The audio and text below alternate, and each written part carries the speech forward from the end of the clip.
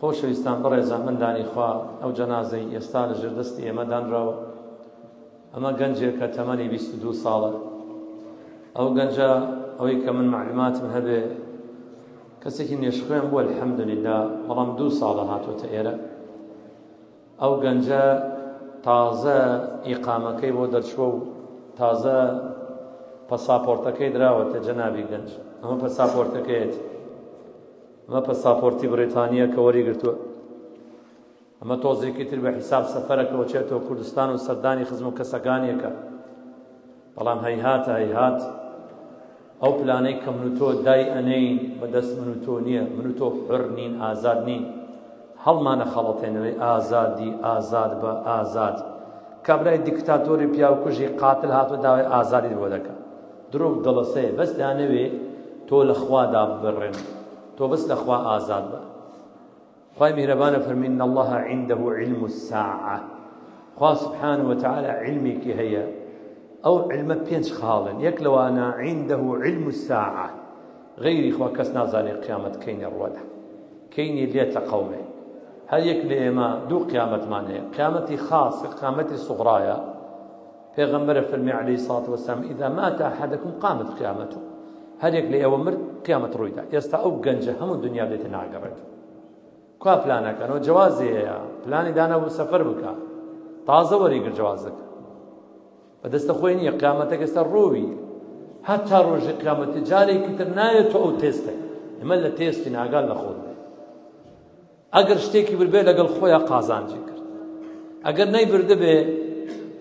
خلاص ئەو شانسەی نەما جارێکی دیکە عنده علم الساعة وينزل الغيث بارانە بارێنێ خوا ئەزانێ لەکوێ ئەبارێ ئەزانێ کەینێ ئەبارێنێ هو الذي يرسل الرياح بشرا بين يدي رحمته حتى إذا أقلت سحابا ثقالا سقناه لبلد ميت فانزلنا به الماء فأحيينا به أرض خواي مهربانة فرمي أو خوا كهواها لك هوركان بال بيوانه فأنزلنا به الماء فأخرجنا به من كل الثمرات همو بياو قولك لعرزيكي مردوشكا زندو أكاتو جيان جاريكي تدروس تكات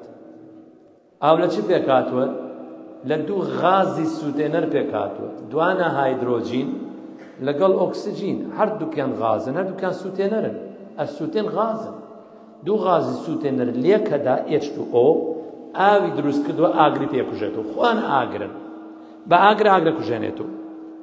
والله لقيامته أو الصبحي ما بين أو دو غازانا نايلة وإذا البحار سجرت بحر كان قرقرن هيدروجين قرقري أكسجين قرقري نشوني كي ترافوا إذا البحار فجرت كقريان قر أو زر قرق أتقيتو أو نامن أي تقنيتو يوم تبدل الأرض غير الأرض والسماوات أو رجع عردك أقوره وعرد نامنه أو آسمانك توبيني أو آسمان آوا نامنه إذن خوا سبحانه وتعالى باران شون ديني حتى إذا أقلت سحابا ثقالا سقناه لبلد ميت عليه أو هوران زور قرصن قافرني قرصن من بتيار من لا تبزين تما يكدو دينا دريك وباران ما خافر منها قرص علمي شغله كان مترك دوجا 5000 طن 10,000 طن يا محمد أقرأ كلامي الله نبي خوتو نتشو يا آسمان شون الزاني أمانة قرصا أصلا تولى مملكتك لما كبارنها ناباري فرموش ليز استانا يسال لبيت تلفون من لقلت الله السوتان لقل ما كونديشن كي باراني چي وحالي چي أو جا فرموه ورانا قرصا أي نيرين بو عرزي وشكو مردو أي بارينين أو جا جيان دلستكن إيوش آوا جاري كتل عزيدينين ودري خوافا إذن إن الله عنده علم الساعة وينزل الغيث ويعلم ما في الأرحام خالك تخوازان إنه الرحمي أفرت أنه زكي أفرتها شهية كابرا راست بيتو فشكية ورخني لقرآن أبنى جا خصونا ريش زاني يستا دكتورة كان أزان أو النيرة يا خمية الله ينكرت يا حتى نكت جوية النقصان خوخوا باسي وناك نيرومية ملائكة كان بوخوان تشكش كدروس كان يا الله الذكر وام الأنثى نير يا ميبي تاول أخواك ملائكة كانوا زانت نير يا مية ويعلم ما في الأرحام ئەزانێ ئەوەی لەناو ڕەحمایە چەند ئەژێ لە دایکە بێ یا لە دایک نابێ بەختەوەرە بێ یا بەختەوەر نابێ یا لە بۆ جەهەنەم ئێڕوانە بۆ بەهەشتێ ڕزقی چەندە و چەند نابێ دەی علم ئەوشتانە ئەزانێ نایزانێ وما تدري نفس ماذا تكسب غدا هیچ نفسك نازانێ بۆ بەیانی چیەکە نازانێ پلان دانێ هەستە خۆشە بیناگەی پلان دانێ شتێک دێتە بەردەستە لێ ناگەڕێ بڕۆی وما تدري نفس بأي أرض تموت هیچ نفسك نازانێ لەکوێ دەمرێ ئەو گەنجە ئەگەر بیزانی باە بۆ مردنی خۆی دێتە بریتانیا لە کوردستان خۆی لە دەریا و قاچاغوە هەموو مەسرەف و مان و نەمانە نادا خۆی لە مان و نەمانێ داوە بابێتە شوێنی مردنەکەی خۆی هاتە شوێنی مردنەکەی خۆی ئەمە جەوازەکەیەتی کە وەری گرتووە چەندێکە بۆ جەوازە وەرگرتووە قوربان 3 مانگە و جەوازێ وەرگرتووە سەفەری پێ نەکرد سەفەری کرد الحەمدولillah ئەوە باشە لێ 3 ڕۆژ پێش ئەوەی وای لێ بێ سەفەری کرد بوو کە وەریگرت سەفەری کرد دایک و باب خۆی دیوە بەڵێ 25 ڕۆژ هاتووتە لە کوردستان ئەبێ بێتۆ وما تدري نفس بأي أرض تموت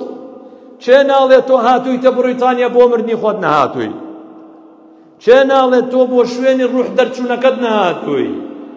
ڕوحی شتارمایە کە لە نیوچەوانی ئینسان دەرەچێ بەدەستە تۆ نییە مەڵێ ئەبێ سیارە لێت بدا لەوانەیە پێش ئەوەی سیارە لێ بدە ڕوحەکە ڕۆیشت بێ ئەمە تەنها ئەسبابە دروستەکە ئەو جابێ بەهات با لەسەر ئەو مۆتۆڕوەیە کە سیارەکان لێت عاتڵ بووە سیارە بۆیە عاتڵ بە بۆیە ئەوە مۆڵەتی تەوا بەبێ بگەڕێتۆ بۆیە سیارە عاتڵەکە لەوە سەیرتر جەماعەت شایەدە لە ستۆک کۆنترێن نوێژیان کرد لەسەر جەنازەیەکی تر کابرای پاکستانی ئەڵێ ئامۆزاکەم لەگەڵ مابوو پێکەوە ناو سیارین گوتی هەر ئاورێدا ناو سەر گوتی بوەستە هات بچات کاک لە مۆتۆڕوەی لێخڕم گوتی پڕیدا مەتەرێ ئاو لە پشتەوە لە جامەکەیدا کەسمان لەگەڵا نییە شکوتم وڵای واموزام تێک چوو ئەڵێ لامدا شۆڵدەرەکەن وەستام کە وەستام دەرکەم تەواو نەوەستام دەرکەی کردو خۆی تێ هەڵدا و ڕای کرد بەسەر مۆتۆڕوەی لۆریەک لێدا و یەکسەر کوشتی لا ئیلاهە ئیلا نابێ ئەو سیارە تێپەڕێ ئەبێ لەو شوێنە بوەستێ بۆیە ئاوا تەنگا بوو مەلەکل مەوتی بینیوە مەلایکەتەکانی گوتی ترسا حەپەسا گوتی پڕیدا ئەو مەتەرێ ئاوێ لە پشتەوە ناو پشتەوەی سیارەکەیدا کاکە گیان لێتە قاومێ خۆت حازر کە حەقی کەست با لەسەر نەبێ حەقی خوات با لەسەر نەبێ ئەو تاقیکردنەوەی هەتایە نابێ و بەردەوام نابێ خۆی بۆ حازر کرد داواکاری لە ئەڵڵا خوا سبحانه وتعالى سێبووری دایکی ئەو گەنجە بدات یا ڕەبی خوایە پلەپان پێ بەرز لێ بکەیت ئەوە مصیبەتە الذين إذا أصابتهم مصيبة خوا بە گەورەی خۆی بە مردنەڵێ مصیبەت کە مصیبەتیش هات قالوا إنا لله ئێمە موڵکی ئەڵڵاین وإنا إليه راجعون موڵکی ئەڵڵاین واگەڕێنەوە لای ئەڵڵا زۆر کەس هەیە لە عەردا مۆڵەتی تەواو نابێت لە عاسمانێ تەواوە بێ سواری تیارە ئەبێ بیبەن بۆ نەخۆشخانە یا بۆ سەفەر ناو تیارە ڕوحتەرەکە ئەو ئینسانە بێ سواری تیارە بچێت لە عاسمانە ڕوحەکە تەسلیم کرد جەمە نازانین براینە با وشیار بین با ئاگادار بین هەموو دنیا موڵکە و گەنجە بێ ڕۆوی هەموو ئەو دنیای و ماندیبوونەی ناکاتە یەک سوجدە بۆ ئەڵڵا بیبە ئێستا هەڵی بستێنینەوە ئەڵێ هەموو دنیا لێم گەڕێن بەس یەک سوجدەی کەبن ئەو سوجدە بەهانایی دێ یا ڕەبی خوایە خزم و کەسی لە خزم و کەسی خۆی چاتر بە قسمەت بکەی یا ڕەبی خوایە لەگەڵ تۆ بەکاران حەشری بکەی خوا سێبووری دایک و باوک و خزم و کەسەکەی بدەی والصبر عند صدمة الأولى وكو پیغمبر فرمي عليه الصلاة والسلام أو گەنجە ئێستا بەڕێکەن لە بۆ کوردستان لە ڕێگەی ئەو برانە کە ڕێکخراوێکی خێرخوازی ڕێکخراوی کۆمەڵەی کوردیان پێکێناوە ڕێگەی ئەوانەوە بەڕێکرێتەوە کوردستان خوا خێر و پاداشتان بنووسێت یا ڕەبی جا من ئامۆژگاریم لێرەیەکە دایک و باوک و خزم و کەسەکەی من ئەبینن کە هاتەوە ئەوە ئیمتیحانی خوایە بە ئێوە ئەیکات بەخوا بگرێن خۆتان بسووتێن خۆتان شەقکەن خۆتان بکوژن خۆتان تەقێنن ئەوە ناگەڕێتەوە کە ناگەڕێتەوە ئێش و ئازارەکە مەکەن بە دەبڵ با لە دنیا هەر ئازارتان هەبێ نەیکەنە ئازاری قیامەتیشە لەخوا تووڕە مەبن کە موڵکی خۆی بردۆتەوە. ئەو کوڕە 22 ساڵ تەمەنیەتی 23 ساڵ پێش ئێستا ئەو کوڕەتان نەبوو. ئینا لله وئینا ئیلەیه ڕاجعون. ئێمە موڵکی خوایە.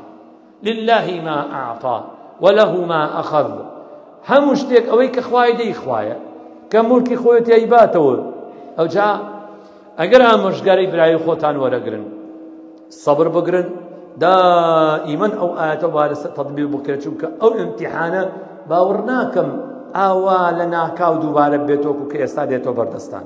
بڵێن ئینا لله وئینا ئیلەیه ڕاجعون. حتا وەکو